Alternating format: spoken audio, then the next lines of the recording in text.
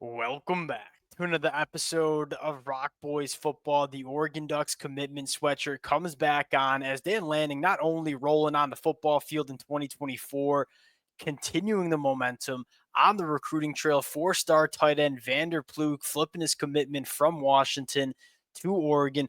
Oregon started to really like this kid. They started to turn the heat up on him, and for good reason. Now, you look at Vander Ploog, I think what makes you most excited for this kid coming to this Oregon program is the developmental arc.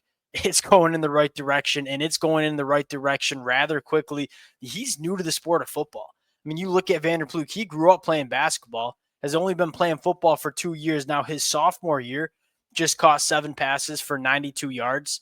You give him 12 months to learn the sport of football, comes back year two, 61 catches, over 1,000 yards, 12 touchdowns. This kid has matchup nightmare written all over him at the tight end spot. And if you are a tight end coming out of high school, how could you not want to go play for this Oregon Ducks offense? You look at how they use guys like Terrence Ferguson and Kenyon Sadiq. This is an offense that if you're an elite tight end, I think it's a no-brainer to take your talents to Eugene, Oregon.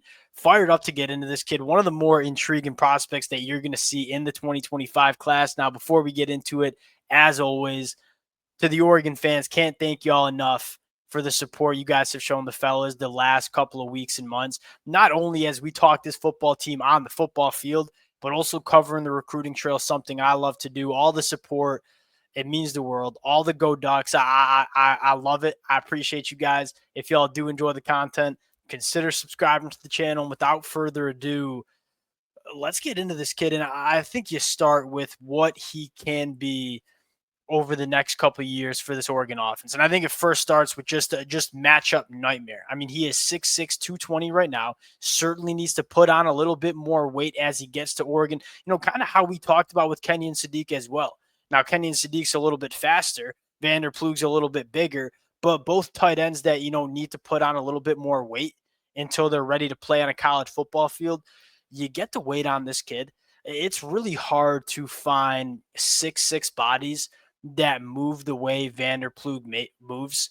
I think that's what intrigues you the most. I think secondly in the red zone, when those throwing windows get really, really condensed, like you have a guy that can go up and make plays with the football in the air. Like you ain't gonna find many defensive backs that can deal with just the raw size that Vander Ploeg has. And because he has that basketball background, when that football's in the air, like it's just a different ball he has to go up and catch. But you can tell that he is very comfortable high pointing the football, controlling his body. He's coordinated for the size. Every athletic marker that you're looking to be checked with Vander Ploeg at the tight end spot, he checks it. Now, the reason I say he's not a year one guy is one, you look at the weight, 6'6", 223. It's a slender frame, plenty of body to put a little bit of mass on. So no question about it, he gets up to around 250 pounds. But I think he's also learning the sport of football a little bit more. And we're going to dive into the film. You'll see he let the ball get into his body a little bit, not really use his hands catching the football. He's already a really good football player that just caught for over 1,000 yards his junior year. But I think what excites you the most is what happens as he continues to get the body right and also become a better football player. What could this kid be come 2026 and 2027? That's what fires you up the most. Now, getting into just a little bit of the film, I think what first excites you is what he can do vertically down the field. Now, he plays a lot of just boundary wide receiver at the high school ranks, which certainly makes sense because he's the best player on the football field. He works vertically really well. And what I love is he's got some long speed. I mean, he just glides when it is time to turn on the jets. Like this kid can cook. Now, I'm not saying he's 10-7 in the 100-meter like Kenyon Sadiq is, but man, you like what he can do in terms of looking for matchup nightmares. Like, find me a defensive back that will be able to run down the field with Vander Ploeg, but at the same time match up with the physicality and size he has. There's just not many defensive backs, not many college football players in general that can match some of those traits. Now, you look at him work in the middle of the field, big time catch radius, and you just throw it in the general direction of Vander Ploeg, he's probably going to make a play on the football.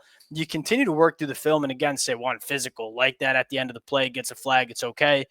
You continue to work through some of the film. Now, the next play we see, I think this is really intriguing. This is probably an area for development, right? Commands the middle of the field. Love the little in breaking route.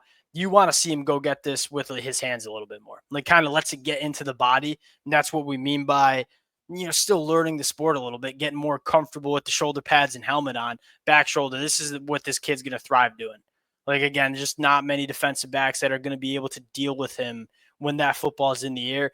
You continue to work through the film and you just see this kid just dripping with athletic traits, working vertically down the sideline, staying on your feet, long speed to finish the play. Checks a lot of boxes. And for Dan Lanning, you kind of know, all right, he might not be ready to go in 2025. What this kid, this is not fair. Like, anytime you see this matchup, yeah, we're just going to throw it up to Vander Ploog, let him go make a play, high point the football, go be a dog. He's kind of a bear to bring down in space too. Like, again, just because of that raw size, like there's not a lot of people that can deal with the physicality that he has. Taking a look at the 2025 class, just loading up with the offensive skill, obviously headlined by DeCorian Moore, who was on a visit to LSU this weekend. LSU got booed off the football field. Dallas Wilson, another five-star pass catcher. Cooper Perry, really like him from Arizona.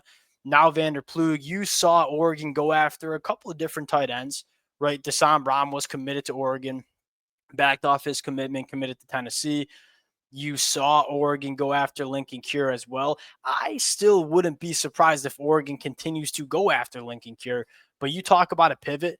Maybe you didn't get your first choice at the tight end position. Vander Ploog, he's a very, very good pivot play for Oregon in this 2025 cycle.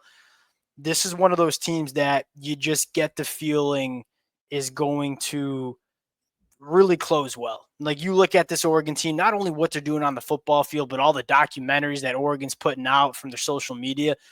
If I was an elite athlete, which I'm certainly not, I'm 5'8", buck 65. But if I was 6'6", 220 like Vander Ploog, like there ain't many programs that I'd want to go play for more than what's going on in Eugene, Oregon. Going to be a fun next couple of weeks, not only for Oregon on the football field, but also for what this team can do on the recruiting trail. We'll cut it out there. Appreciate you guys rocking with it. If y'all do enjoy the content, consider subscribing to the channel. We'll talk to y'all later. Peace.